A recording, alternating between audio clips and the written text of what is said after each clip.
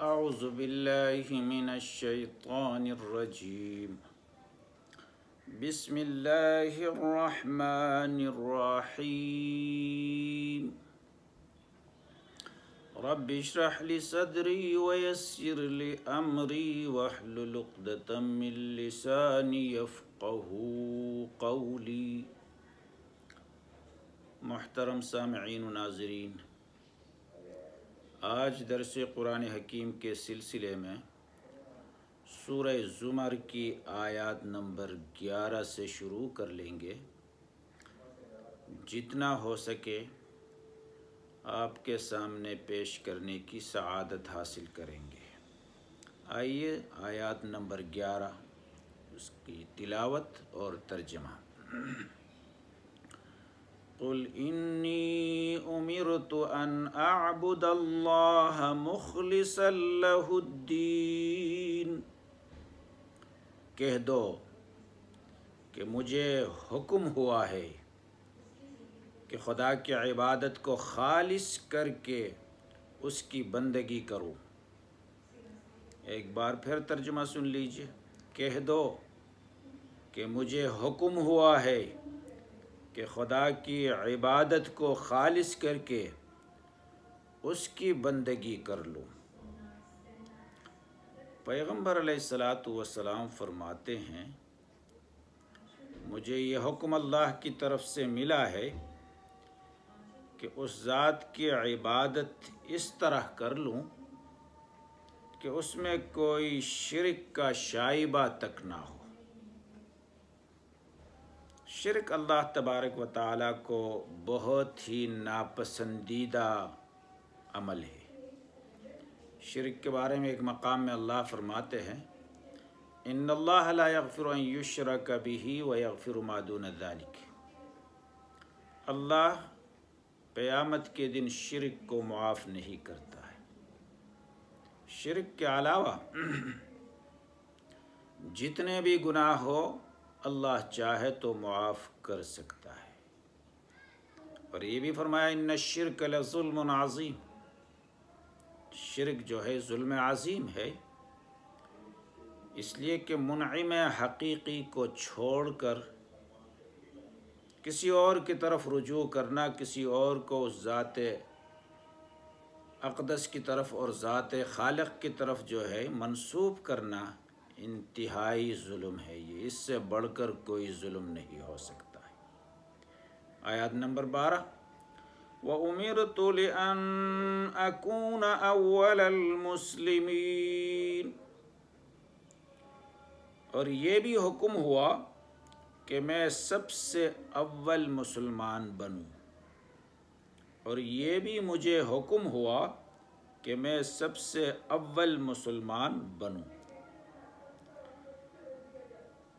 سب سے اول یقیناً پیغمبر علیہ السلام تو ہادی اور راہبر ہے، مبلغ ہے، اللہ تبارک و تعالیٰ کا پیغام پہنچانے والا ہے، تو سب سے پہلے اس سے مسلمان ہونا یعنی حکم بردار ہونا اس کے لیے ضروری ہے۔ جیسے کہ ایک مقام میں کہا جاتا ہے، لِمَ تَقُولُونَ مَا لَا تَفْعَلُونَ، تم ایسا کام کیوں کرتے ہو، کیوں کہتے ہو جو کرتے نہیں۔ اس میں ایک مبلغ کے لیے بھی، واعظ کے لیے بھی اور ناصح کے لیے بھی یہ ضروری ہے، جو کام، جو عمل، جو حکم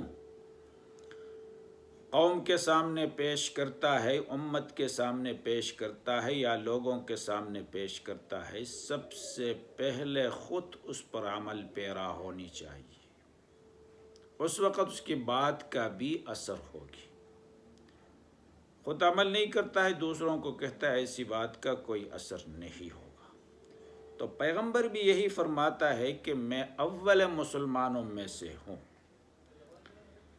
قل انی اخاف ان عصیت ربی عذاب یوم عظیم، کہہ دو کہ اگر میں اپنے پروردگار کا حکم نہ مانوں تو مجھے بڑے دن کے عذاب سے ڈر لگتا ہے۔ کہہ دو کہ اگر میں اپنے پروردگار کا حکم نہ مانوں تو مجھے بڑے دن کے عذاب سے ڈر لگتا ہے۔ بڑے دن سے مراد قیامت کا دن ہے۔ اب پیغمبر کو دیکھ لیجئے جن کے بارے میں یہ کہا جاتا ہے کہ وہ معصوم ہوتے ہیں، بخشائے ہوئے ہوتے ہیں، وہ یہی کہتا ہے کہ مجھے قیامت کے دن کے عذاب سے ڈر لگتا ہے۔ اور ایک ہم لوگ ہیں کہ قیامت کے دن کے عذاب سے ہمیں پرواہ تک نہیں ہے۔ کوئی کام کرتے ہوئے ہم سوچتے بھی نہیں، کوئی بات کہتے ہوئے سوچتے نہیں، کسی کے ساتھ کچھ کرتے ہوئے سوچتے نہیں کہ اس بات کا یا اس عمل کا کیا ری ایکشن ہوگا، کل کو اللہ کے سامنے اس عمل کے بارے میں ہم کیا جواب دیں گے۔ جس دن نہ کوئی سفارش کام آئے گا، نہ کوئی رشتہ دار کام آئیں گے، اس دن صرف کہ صرف اعمال کام آ سکتے ہیں۔ تو ایسے سوچ ایک مسلمان کو اپنے اندر پیدا کرنی چاہیے۔ جو کام کرتا ہے، جو بات کہتا ہے، پہلے اس کے بارے میں کئی بار ایک مسلمان کو سوچنا چاہیے کہ میں جو کہنا چاہتا ہوں، جو کرنا چاہتا ہوں، عوام الناس کے درمیان دین کے روح سے اللہ کے ہاں اس کی کیا ویلیو ہے؟ کیا اللہ بھی اس کام کو مجھے کرنے کے لیے کہتا ہے یا نہیں؟ کیا اللہ بھی میرے اس کام سے راضی ہوگا یا نہیں؟ ایک مسلمان کو سوچنا چاہیے۔ اور پیغمبر بھی یہی کہتا ہے کہ مجھے بڑے دن کے عذاب سے ڈر لگتا ہے۔ قُلِ اللَّهَ أَعْبُدُ مُخْلِصًا لَهُ دِينِي، کہہ دو کہ میں اپنے دین کو شرک سے خالص کر کے اس کی عبادت کرتا ہوں۔ کہہ دو کہ میں اپنے دین کو شرک سے خالص کر کے اسی کی عبادت کرتا ہوں۔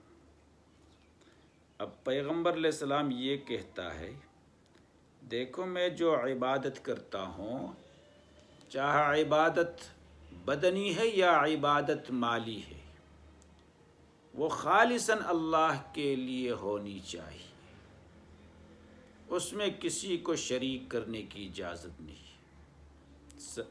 سجدہ ریز اس ذات کے لیے ہونا چاہیے، اس کے آگے ہاتھ پھیلانا چاہیے، اس سے اولاد طلب کرنی چاہیے، اس سے مشکل کشا سمجھنا چاہیے، اس کو رازق و خالق سمجھنا چاہیے، نہ کسی اپنے جیسے انسان کو، نہ کسی چاند سورج کو، نہ کسی جانور کو، نہ کسی بت کو اس کے ان کاموں کے اندر شریک ٹھہرانا چاہیے۔ شرک کا شائبہ بالکل عبادت کے اندر نظر نہیں آنی چاہیے۔ جیسے کہ قرآن کے ایک مقام میں یہ بھی فرمایا گیا، قُلْ إِنَّ صَلَاتِي وَنُسُكِي وَمَحْيَايَ لِلَّهِ رَبِّ الْعَالَمِينَ لَا شَرِيكَ لَهُ وَبِذَلِكَ أُمِرْتُ وَأَنَا أَوَّلُ الْمُسْلِمِينَ۔ میری نماز، میری قربانی، میری ہر قسم کی عبادت میرے رب کے لیے ہے، اس کے ذات، صفات اور صفات کے تقاضوں میں کوئی شریک نہیں۔ تو مطلب یہ کہ پیغمبر یہ کہتا ہے میں خالص اسی کی عبادت کرتا ہوں، میرے عبادت میں اس کے ساتھ کوئی شریک نہیں ہے، شرک کا کوئی شائبہ نہیں۔ فَاعْبُدُوا مَا شِئْتُم مِّن دُونِهِ قُلْ إِنَّ الْخَاسِرِينَ الَّذِينَ خَسِرُوا أَنفُسَهُمْ وَأَهْلِيهِمْ يَوْمَ الْقِيَامَةِ أَلَا ذَلِكَ هُوَ الْخُسْرَانُ الْمُبِينُ۔ تو تم اس کے سوا جس کی چاہو پرستش کرو، کہہ دو کہ نقصان اٹھانے والے وہی لوگ ہیں جنہوں نے قیامت کے دن اپنے آپ کو اور اپنے گھر والوں کو نقصان میں ڈالا۔ دیکھو یہی صریح نقصان ہے۔ ترجمہ ایک بار پھر سن لیجئے، تو تم اس کے سوا جس کی چاہو پرستش کرو۔ کہہ دو کہ نقصان اٹھانے والے وہی لوگ ہیں جنہوں نے قیامت کے دن اپنے آپ کو اور اپنے گھر والوں کو نقصان میں ڈالا۔ دیکھو یہی صریح نقصان ہے۔ یہ تو اسی آیات کریمہ کا بامحاورہ ترجمہ آپ کو بتا دیا۔ اب اس کا مفہوم ذہن میں رکھیے جی۔ اس کا ایک ترجمہ خسران کا، خاسر کا ترجمہ دیوالیہ سے کیا جاتا ہے۔ دیوالیہ عرف عام میں اس چیز کو دیوالیہ کہتے ہیں یا دیوالا کہتے ہیں کہ کاروبار میں آدمی لگایا ہوا سارا سرمایہ ڈوب جائے تو اس کو دیوالیہ کہا جاتا ہے۔ جو سرمایہ کاروبار میں لگایا ہے وہ سارا کا سارا ڈوب جائے، وہ دیوالیہ ہے۔ اور بازار میں اس پر دوسروں کے مطالبے اتنے چھڑ جائے کہ اپنا سب کچھ دے کر بھی وہ ان سے عہدہ برآ نہ ہو سکے۔ یہی استعارہ کفار و مشرکین کے لیے اللہ تعالیٰ نے یہاں استعمال کیا ہے، خسران یا خاسر کا استعارہ۔ انسان کو زندگی، عمر، عقل، جسم، قوتیں اور ذرائع و مواقع، جتنی چیزیں بھی دنیا میں حاصل ہیں، ان سب کا مجموعہ دراصل وہ سرمایہ ہے جس سے وہ حیات دنیا کے کاروبار میں لگاتا ہے۔ یہ سارا سرمایہ اگر کسی شخص نے اس مفروضے پر لگا دیا کہ کوئی خدا نہیں ہے، مفروضہ یہ کہ خدا نہیں ہے، یا ایک سے زیادہ خدائیں ہیں جس کا میں بندہ ہوں اور کسی کو مجھے حساب نہیں دینا ہے، مفروضہ یہ کہ کسی کو مجھے حساب نہیں دینا ہے، یا محاسبے کے وقت کوئی دوسرا مجھے آ کر بچائے گا، بت آ کر بچائے گا، چاند سورج آ کر بچائیں گے، ہم جیسے انسان آ کر بچائے گا، تو اس کے معنی یہ ہیں کہ اس نے نقصان کا سودا کیا، خسران، اور اپنا سب کچھ ڈبا دیا۔ اس نے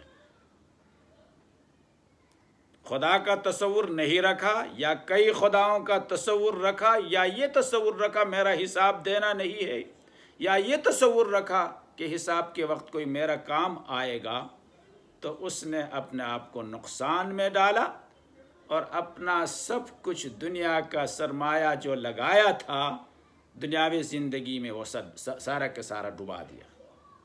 یہ ہے پہلا خسران، نقصان۔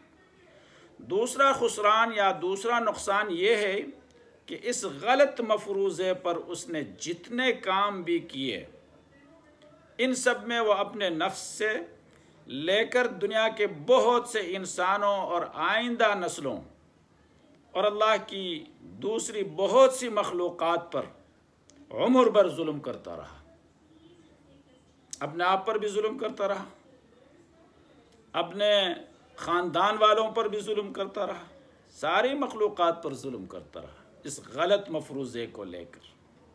اس لیے اس پر بے شمار مطالبات چھڑ گئے، خاندان والوں کے بھی، رشتہ داروں کے بھی، سب کے، مگر اس کے پلے کچھ نہیں ہے۔ اب قیامت میں خالی ہاتھ آیا ہوا ہے، کچھ نہیں ہے جس سے وہ ان مطالبات کا بھگت نہ بھگت سکے۔ اس پر مزید خسران یہ ہے، نقصان یہ ہے کہ وہ خود ہی نہیں ڈوبا بلکہ اپنے بال بچوں، عزیز و اقارب اور دوستوں اور قومیت والوں کو بھی اپنی غلط تعلیم و تربیت اور غلط مثال سے لے ڈوبا، غلط طریقوں سے لے ڈوبا۔ یہی 3 خسارے ہیں جن کے مجموعے کو اللہ تعالیٰ نے خسران مبین قرار دے رہا ہے۔ الا ذالک هو الخسران المبین، صریح قسم کی یا کھلم کھلا دیوالیہ ہے، یہ کھلم کھلا نقصان ہے یہ۔ تو یہ کہہ کر بنی نوع انسان کو یہ تنبیہ کرنا چاہتا ہے کہ بنی نوع انسان کا ہر فرد اس قسم کے کاموں سے، اس قسم کے طور و طریقوں سے اپنے آپ کو بچانے کی حتی الامکان کوشش کرے، اپنے آپ کو دیوالیہ نہ کر لے۔ اللہ تعالیٰ قرآنی تعلیمات پر عمل کی توفیق عطا فرمائے۔ وما علینا الا البلاغ۔